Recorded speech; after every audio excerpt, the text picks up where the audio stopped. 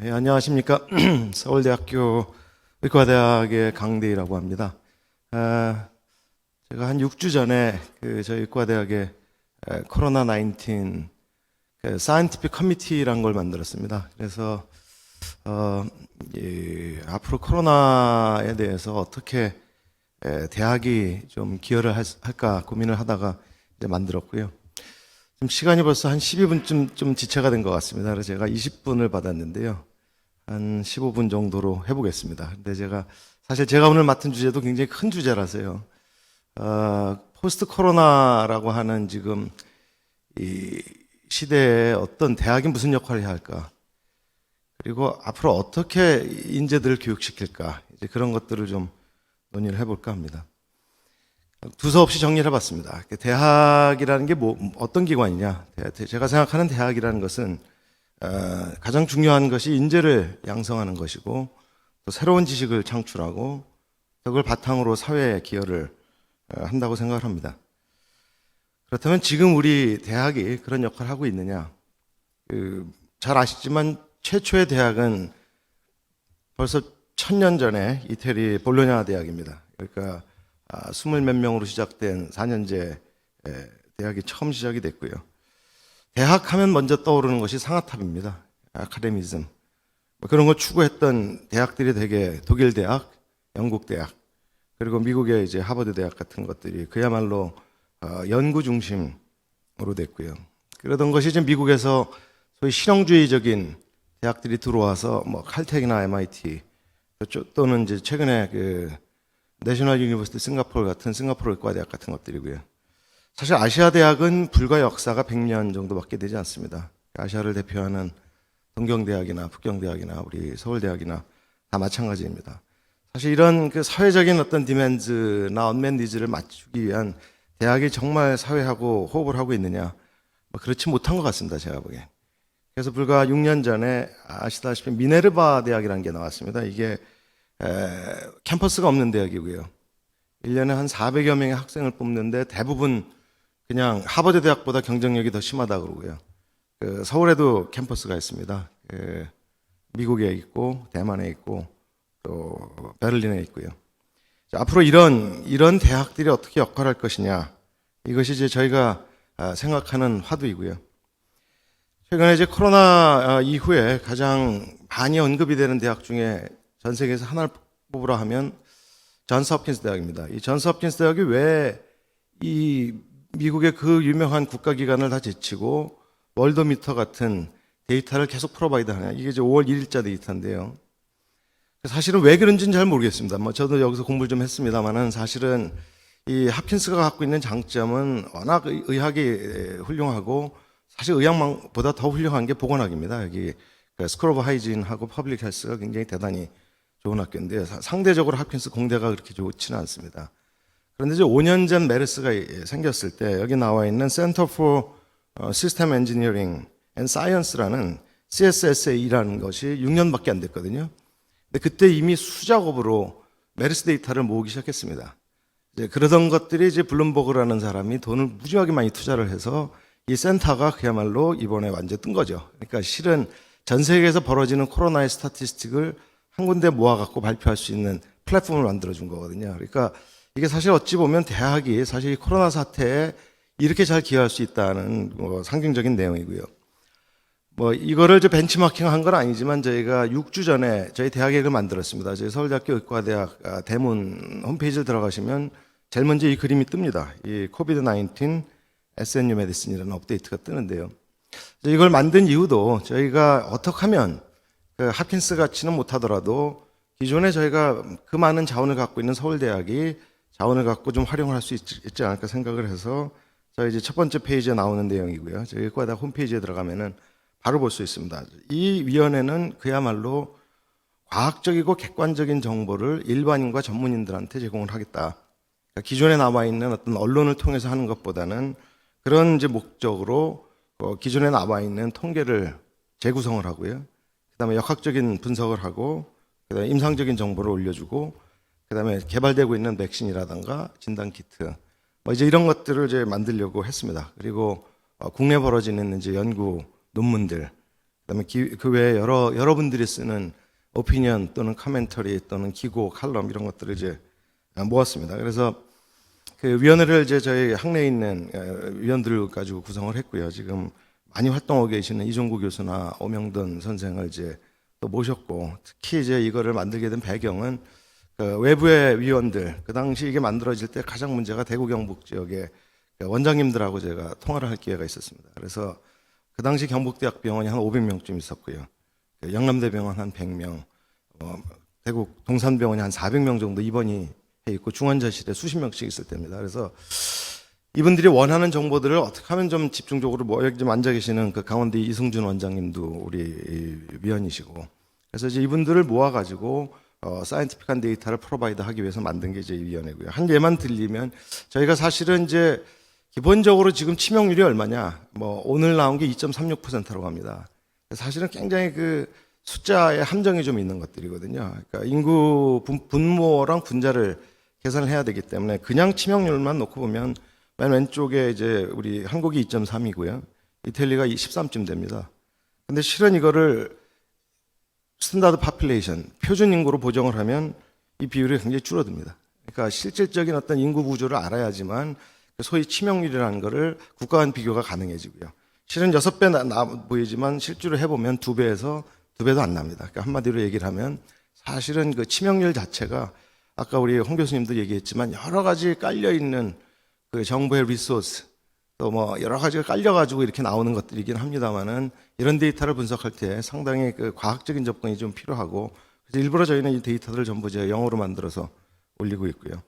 그다음 기존에 저희 대학을 포함한 이제 국내에서 나오는 데이터나 논문들을 이제 정리를 해갖고 이 사이트에 올리고 있습니다. 사실은 클릭 수가 하루에 한 50개, 어떤 거 만에 한 100개밖에 안 됩니다만은 이런 걸 통해서 아까 우리 이제 홍 교수님도 말씀하셨던 저희가 이제 첫 번째 환자 이후에 2021년 2월에 그러니까 1년 백수를 좀 만들어 볼까 합니다. 하여튼 정말 이런 포스트 크라이시스 리뷰라는 게 너무 안타깝거든요. 그래서 이제 그런 작업을 이제 차근히 저희가 하려고 좀 만들고 있고요.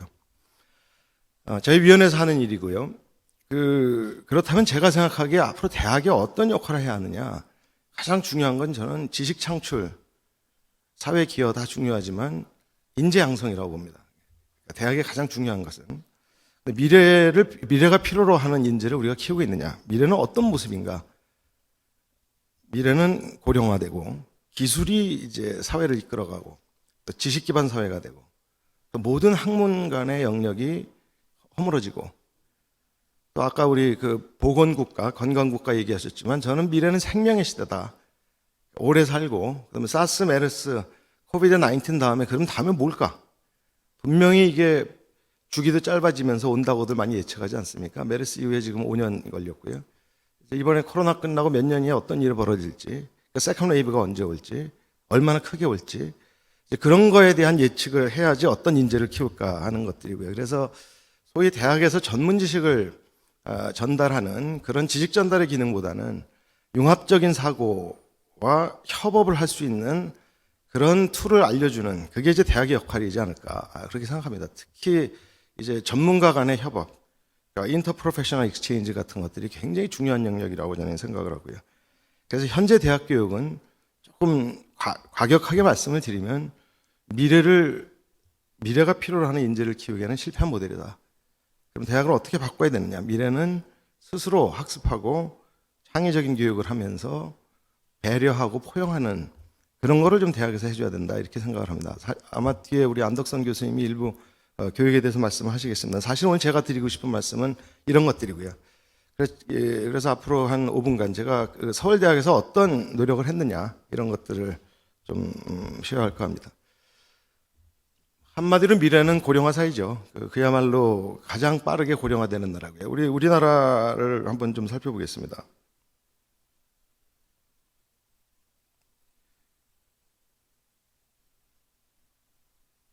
전 세계에서 고령화가 이렇게 빨리 되는 나라가 아마 대한민국이 제일 빠른데 2050년이 되면 아마 전 세계에서 65세 이상 인구가 제일 많은 나라가 됩니다. 그러니까 일본보다 더 빨리 가고요. 얼마 전에 WHO에서 이제 그 연령군을 분류를 했는데요. 그러니까 18세에서 65세를 장년이라고 하고 66세에서 79세를 중년이라고 하고 80세 이상을 고령이라고 뭐 한다는 얘기를 합니다. 그러니까 앞으로 정말 초고령화 사회가 되는데 우리 한국은 훨씬 더 빨라지는 거고요. 또 이제 이거 좀 지나가겠습니다. 앞으로 그 여러 가지 바이오메디컬 또는 그런 그 융합 혁명이 여러 단계가 있었습니다. 가장 중요한 더블 스트럭처 헬릭스를 한 왓슨 앤 클릭 같은 그런 디스커버리부터 시작해갖고 휴먼 지놈 프로젝트.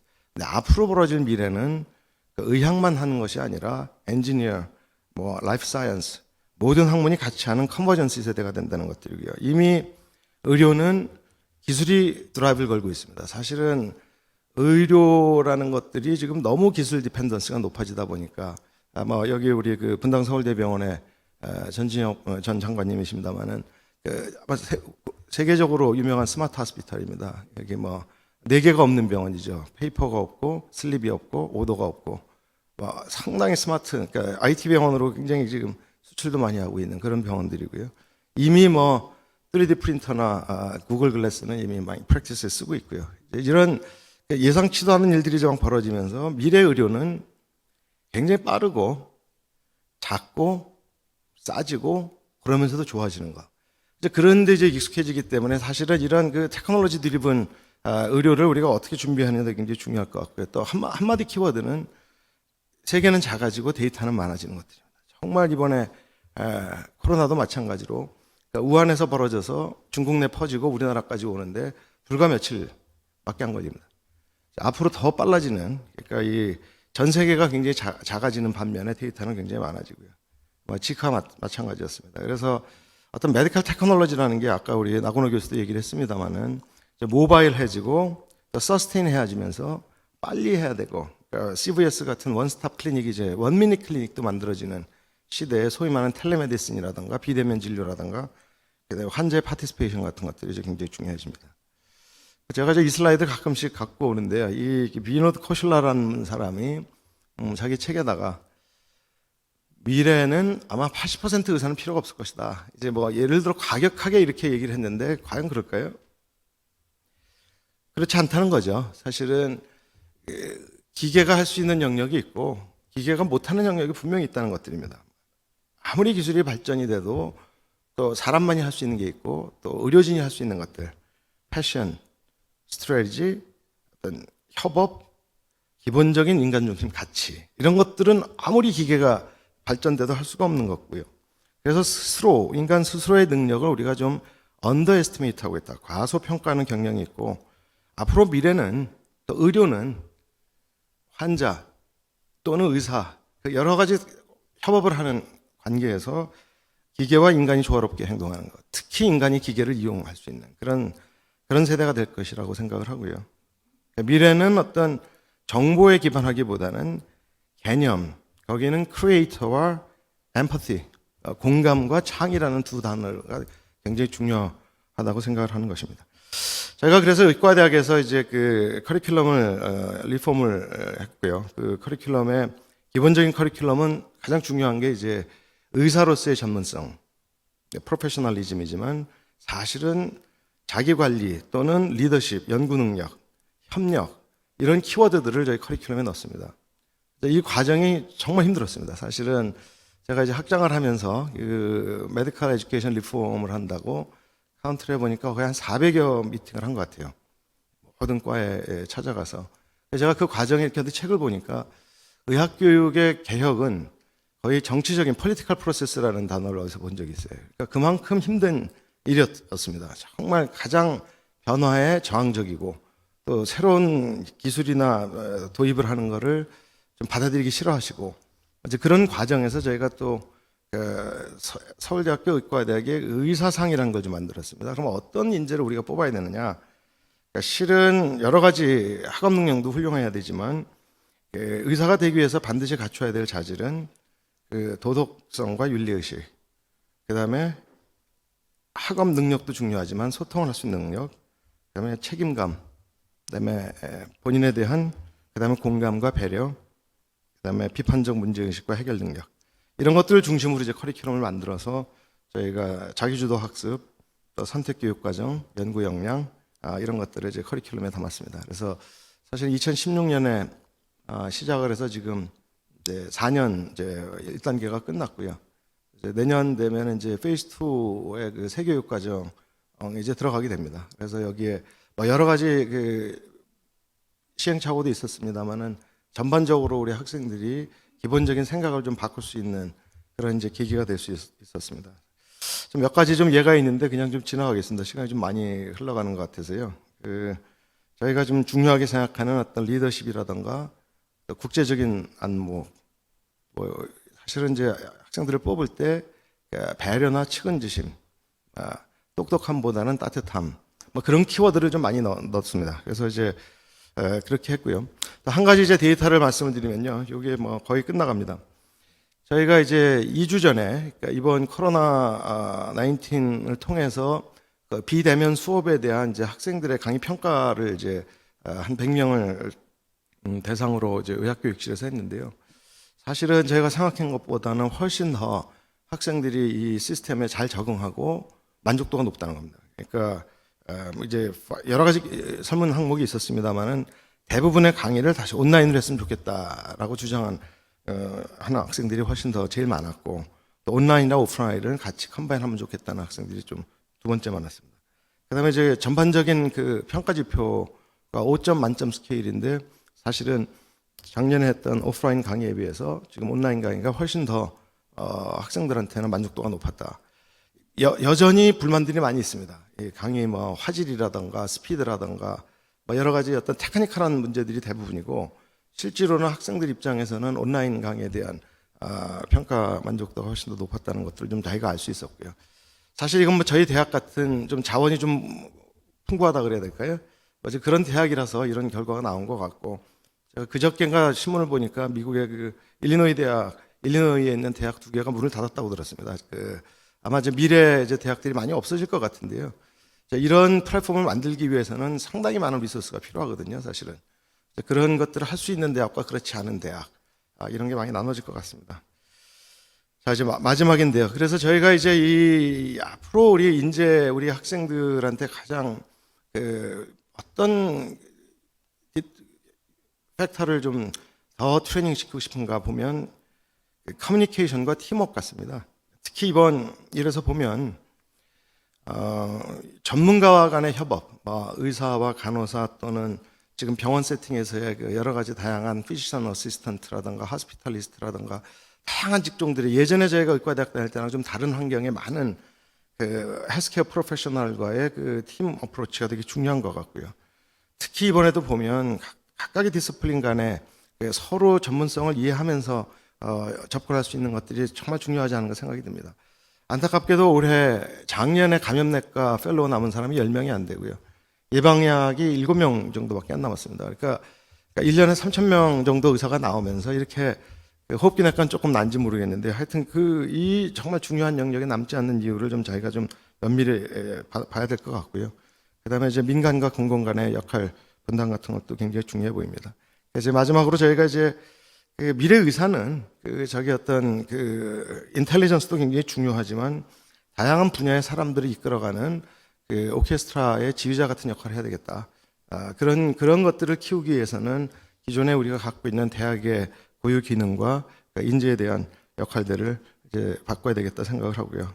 제가 이제 그동안 이런 과정에서 저희들한테 많은 영향을 줬던 우리 이종욱 박사님이나 김용 총재나 또 여기 뭐 훌륭한 분들이 많이 있습니다. 이제 다양한 진로를 개척하는 의사들이 앞으로 이 포스트 코로나 이후에 훨씬 더 많이 나오면 좋겠다는 생각을 하면서 제 발표를 마치겠습니다. 감사합니다.